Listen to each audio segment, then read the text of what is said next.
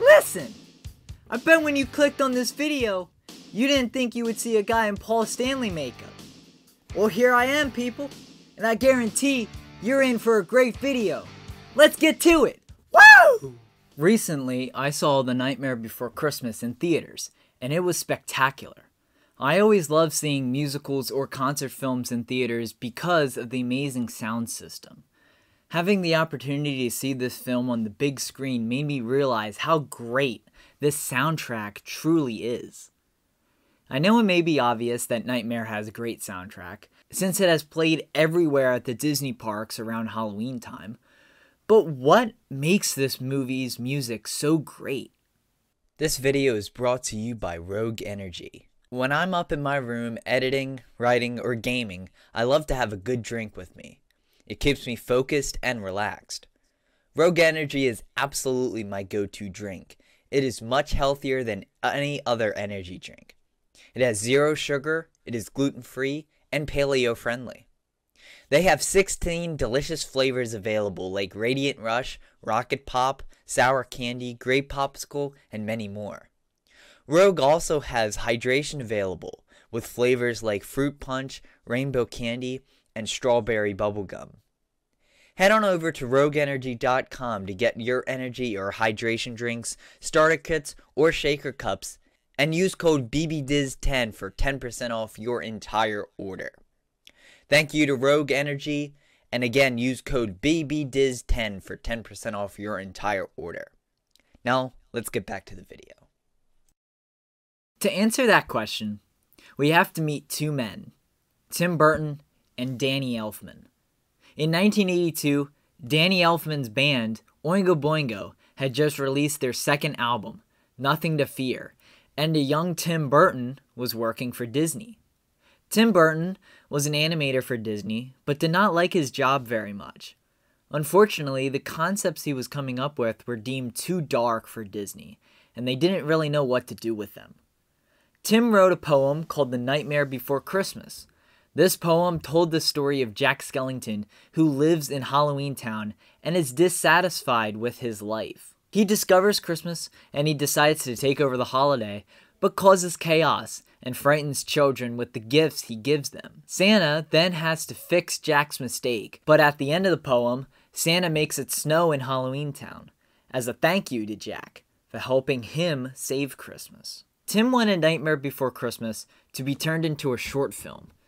While he was working on this short film project, Danny Elfman was touring with his band Oingo Boingo. Danny had a background in orchestral music, and had actually written a classical piece of music before starting his rock band Oingo Boingo. So, when he was contacted by Tim Burton to score a movie he was directing, called Pee-wee's Big Adventure, he accepted.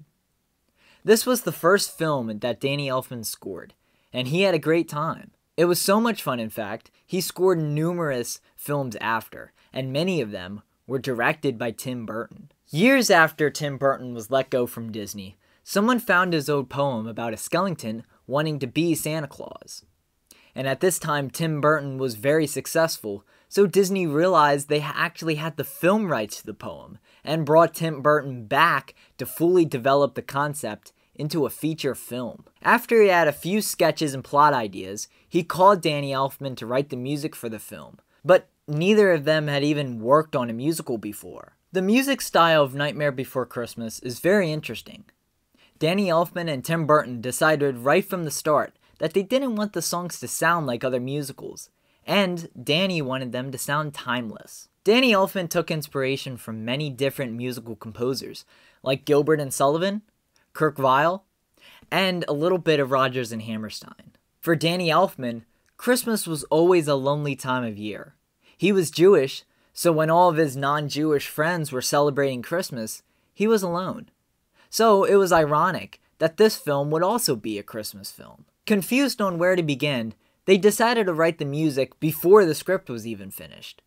Tim Burton would come over to Danny Elfman's house every 3 days and tell Danny the film story. This inspired the two to work on the film, and sure enough, the film soundtrack came together. Day-by-day songs were written, but the first song that was written was This Is Halloween.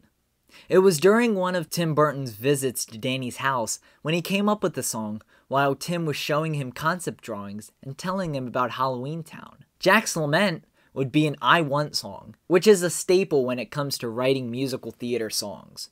It is rare, however, for Disney to have a male sing an I Want song. Jack Skellington goes through extreme high and low points in the film, and wants a new life for himself. In the beginning of the film, during Jack's Lament, he is singing about being bored with life and wanting something new. But he is the Pumpkin King and must stay in Halloween Town.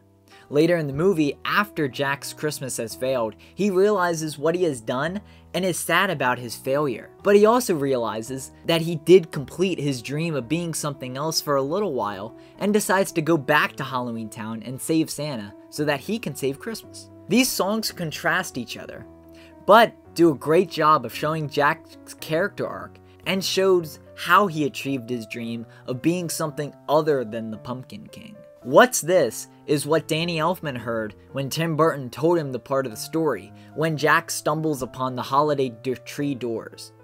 Tim described Jack as being confused and wanting to know what it is and what Christmas is. The song is Jack's discovery song.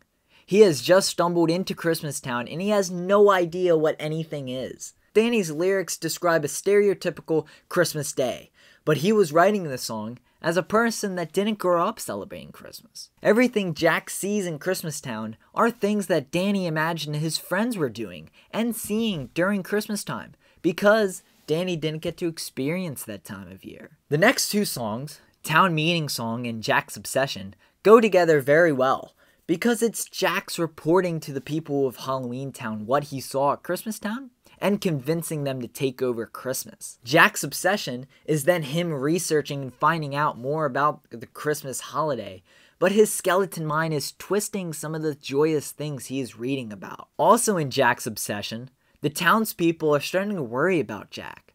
Sally, who cares deeply about Jack and his health, is also worrying about him and fears that his Christmas idea will end in disaster. But everyone else is blind to these warnings, even Jack himself, who doesn't realize that what he is longing for isn't taking over another holiday. The song also does a great job of showing Jack's curiosity and that side of his character. The citizens of Halloween Town however, are all in for taking over Christmas, as shown in Kidnap the Santa Claus and Making Christmas.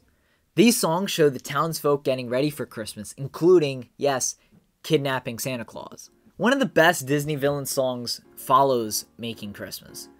Oogie Boogie is Jack's rival after Oogie tried to take over Halloween Town. The song shows how evil Oogie Boogie is and what he does to his victims. He is voiced by the great Ken Page. When Danny was writing Oogie Boogie's song, he was inspired by 1930s jazz, specifically Cab Calloway, someone Danny was a huge fan of. His deep voice and body made of bugs and a burlap sack is very menacing, and the way he uses gambling to kill his enemies is truly scary. Jack's Christmas looks to be doomed, but he sets out to deliver the presents anyway. As opposed to the other characters, Sally is very worried about Jack. And Sally's song is all about these worries and her acceptance that Jack might not come back, and he may never know how much she cares about him. This may be the most important song in the whole movie, because when Jack returns to Halloween Town, he realizes that Sally loves him after rescuing her. During the reprise, Jack joins her on the Spiral Hill, and for the first time, he finds the thing he's been searching for: true love. In my opinion, this is exactly what makes The Nightmare Before Christmas so great. The main message of the story is portrayed so great through the music, and Danny Elfman understands the character so well, and that is so important for any composer, especially a musical composer. Each of these songs took Danny 3 days to write, and 30 days later, Tim and Danny needed to go into a studio and cut the demos for director Henry Selick, so he could get started with the visuals. One night in 1991, Tim Burton and Danny Elfman went into a studio in Hollywood and cut demos for all 10 songs. and Danny sang every song except Sally's song and Oogie Boogie's song. He did this not only to save time, but because he was connecting deeply to Jack's character and secretly hoped that he would be the singing voice for Jack Skellington. Danny was slowly becoming more and more attached to Jack while writing the music. He understood that Jack was the Pumpkin King, but wanted something else, because Danny himself wanted something else in life. Danny Elfman was still in Oingo Boingo at the time he was doing these movie soundtracks, but he didn't want to be in the band anymore. He felt that he should stay committed to the band, but didn't have the passion for the project anymore. This is what makes Jack Skellington motivations really strong, and what makes Danny Elfman a great composer, because he relates to what the characters were going through, and puts his own emotions into both Jack's voice and the lyrics. The night that the demos were recorded, Danny brought up Jack to Tim Burton, and Tim immediately said, "Don't worry, you'll sing for Jack." Danny was thrilled, and he went to the next step of putting an ensemble of singers together. These sessions were unorganized, but very fun and creative, a style that Danny Elfman really enjoys. The sessions took about a week to complete. A year later, Danny Elfman and Tim Burton went back into a studio in Hollywood to record the final vocal takes for the song. They did about 2 or 3 takes for each song, but when it came time to mix the recordings, Tim listened to the demos again, and actually liked the demo vocals instead of the quote-unquote final ones. Danny agreed, and the demo vocals were actually used for more than half of the final vocals. Now that the main songs were completed, Danny started working on the underscore of the movie. I personally love the underscore, because what he did was tie every song together and put the melody of the song you are about to hear into the underscore. So you hear the melody for a few measures before the actual song starts. It's simple, but effective. Danny did a great job with the vocals and the songs themselves. However, Nightmare Before Christmas wasn't connecting with kids during the test screenings, and Disney didn't like that the themes of the film were a little dark. The Nightmare Before Christmas soundtrack was released on October 12, 1993. It was one of the few things Disney did to promote the film at the time of its release. The film itself came out on October 29, 1993, and did not do well upon release. Critics did not understand the film, and this disappointed Tim and Danny. But Danny Elfman was proud of his work, and his connection to Jack Skellington made him realize that it was time to leave Oingo Boingo, and that's exactly what he did. In 1995, Oingo Boingo did 4 shows at the Universal Amphitheater, and on Halloween night that year, Oingo Boingo officially retired. Although The Nightmare Before Christmas was not a success upon release, it gained a cult following a few years later. It got so popular that now every year at Disneyland, the Haunted Mansion is taken over by Jack Skellington, and the music from the film can be heard in the attraction. The film and its music is now a holiday favorite for many. In 2013, Danny Elfman started touring solo and plays songs from Nightmare Before Christmas in his set. In 2006, the film was re-released in 3D, and a special edition of the soundtrack was released as well. This special edition contained 2 CDs, one that had the original soundtrack and the one that had bonus tracks. The bonus tracks were various artists including Marilyn Manson, Fiona Apple, Fall Out Boy, and Panic at the Disco, covering songs from Nightmare Before Christmas. A few years later, in 2008, these songs were included in a covers album called Nightmare Revisited. This covers album also included songs done by the All-American Rejects, Korn, Rise Against, Amy Lee, and the Plain White T's. The Nightmare Before Christmas soundtrack is so celebrated that it was nominated for Best Original Score at the 51st Annual Golden Globe Awards, and won Best Music at the 20th Saturn Awards. Today, Danny Elfman continues to tour, and every year around Halloween and Christmas time, he does a Nightmare Before Christmas concert, where he plays the soundtrack in its entirety. What's this?